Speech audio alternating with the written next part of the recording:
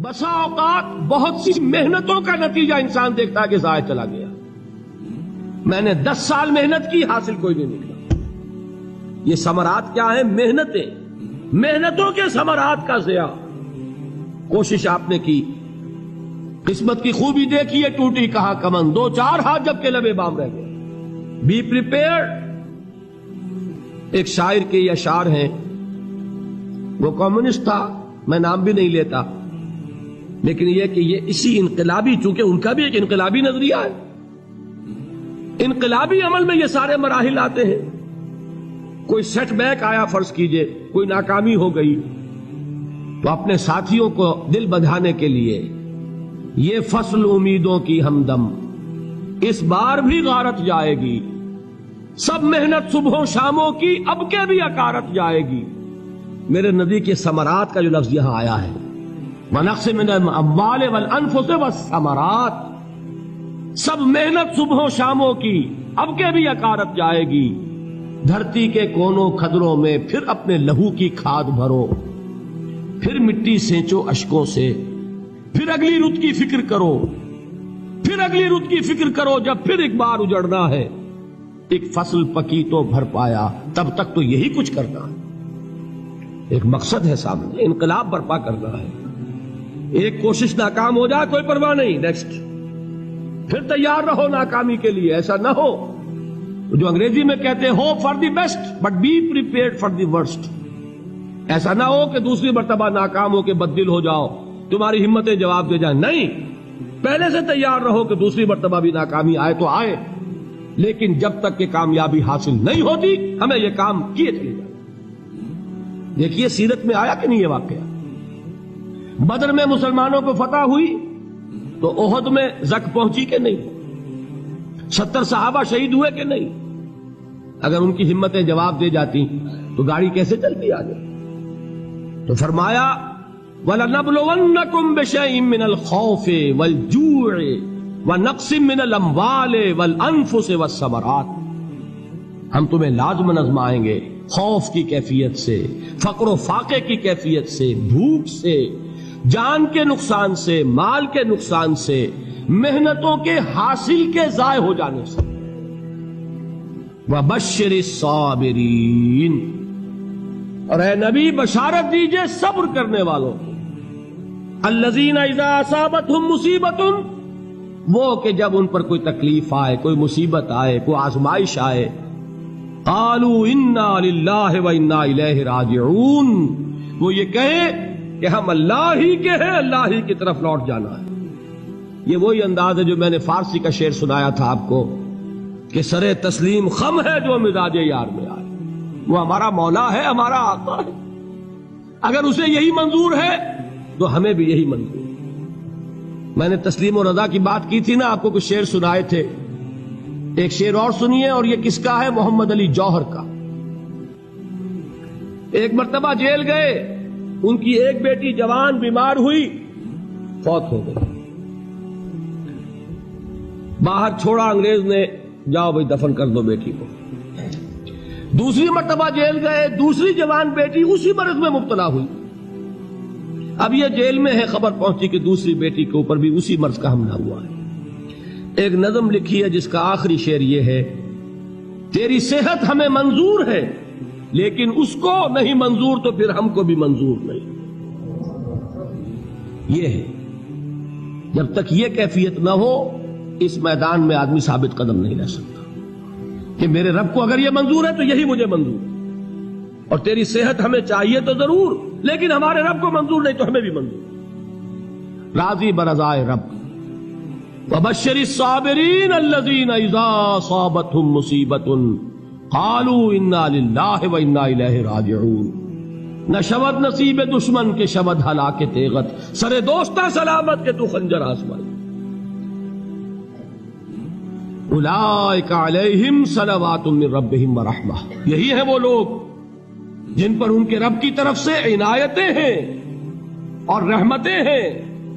وَأُولَئِكَ هُمُ الْمُهْتَدُونَ، اور یہی ہے وہ لوگ جو کامیاب ہونے والے ہیں، ہدایت پانے والے، ہدایت یافتہ. اسی سورہ بقرہ میں ذرا آگے چل کر، یہ تو ہے 20واں رکوع، 19واں رکوع. 21ویں رکوع کی پہلی آیت ہے لیس البر ان تولوا وجوہکم قبل المشرق والمغرب ولکن البر من آمن باللہ والیوم الآخر والملائکۃ والکتاب والنبیین وآتى المال على حبه ذوي القربى واليتامى والمساكين وابن السبيل والسائلين وفي الرقاب وأقام الصلاة وآتى الزكاة والموفون بعهدهم إذا عاهدوا والصابرين في البأساء والضراء وحين البأس. اب یہ آیت جو ہے سورۃ العصر میں جو مضامین آئے تھے سارے اس میں موجود ہیں. وہاں ایمان کا لفظ آیا، یہاں 5 ایمانیات کی تفصیل آ گئی، اعمال کی تفصیل آئی، اور آخری بات وہاں کیا ہے وَتَوَاصَوْا بِالصَّبْرِ، اور یہاں کیا ہے وَالصَّابِرِينَ فِي الْبَأْسَاءِ وَالضَّرَّاءِ وَحِينَ الْبَأْسِ، اور صبر کرنے والے. اصل نیکی ان کی ہے جو صبر کریں. کس میں؟ جنگ کے وقت. ضرائے، بأسائے، بأسا کہتے ہیں فقر اور فاقہ. واحد آئے گا باس تو اس کے معنی جنگ، اور بأسا جمع میں آئے گا تو فاقہ، فقر، بھوک. اور ذرائے جسمانی تکلیف، ضرر، جسمانی تکلیفوں میں صبر کرنے والے، فقر اور فاقے میں صبر کرنے والے، اور جنگ کے وقت صبر کرنے والے. اولئک الذین صدقوا واولئک هم المتقون. یہ ہیں وہ لوگ جو صبر کرنے والے ہیں، یہ ہیں جو سچے ہیں، جو اپنے دعوے میں نیکی کے اور ایمان کے صادق ہیں، اور یہی وہ لوگ ہیں جو متقی. اگلی سورت ہے سورہ آل عمران. اس میں 2 لفظ آئے ہیں آخری آیت، یا ایھا الذین آمنوا اصبروا وصابروا ورابطوا واتقوا اللہ لعلکم تفلحون. دیکھیے یہاں صبر اور صابر جو تعلق جہد اور جہاد کا ہے وہی ہے صبر اور مصابرت. صبر ایک طرفہ عمل ہے، آپ جھیل رہے ہیں، برداشت کر رہے ہیں. صبر علی المعصیہ، صبر علی الطاعہ، صبر علی الابتلاء، یہ سب کیا ہے؟ صبر. اور مصابرت کیا ہے؟ صبر کا صبر سے مقابلہ.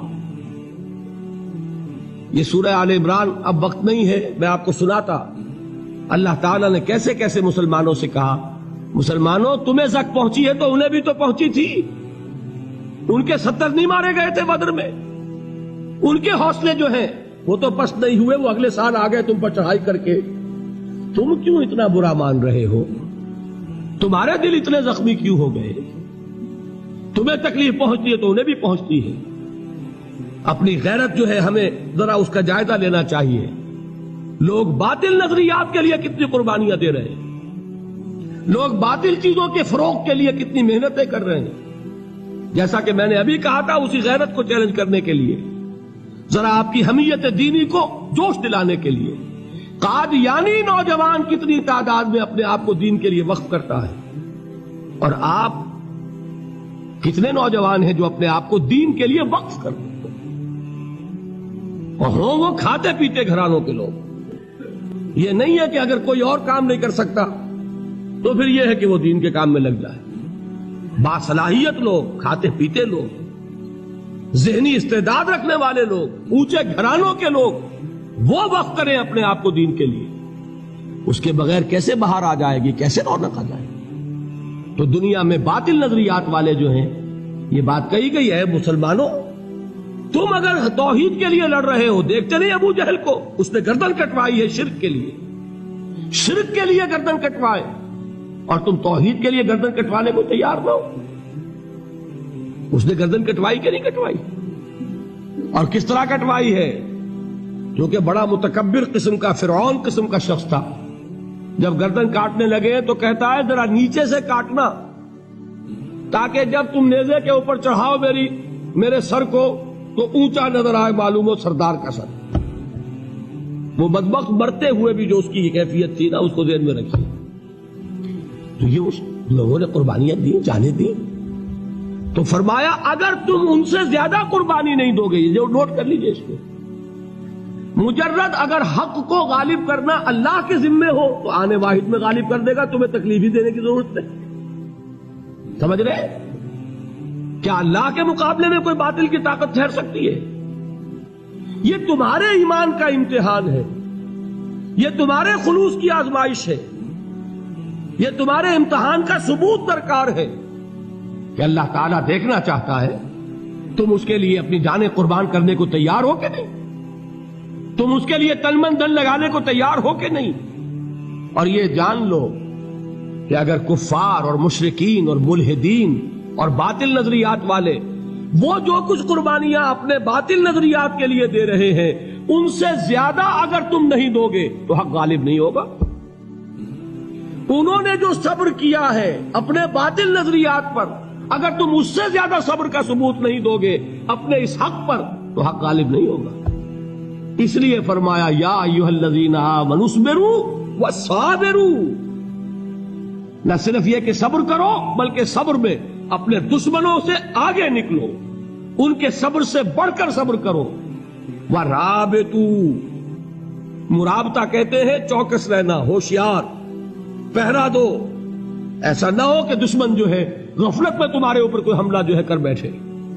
واتقوا اللہ، اور اللہ کا تقوی اختیار کرو، لعلکم تفلحون، تاکہ تم فلاح پاؤ۔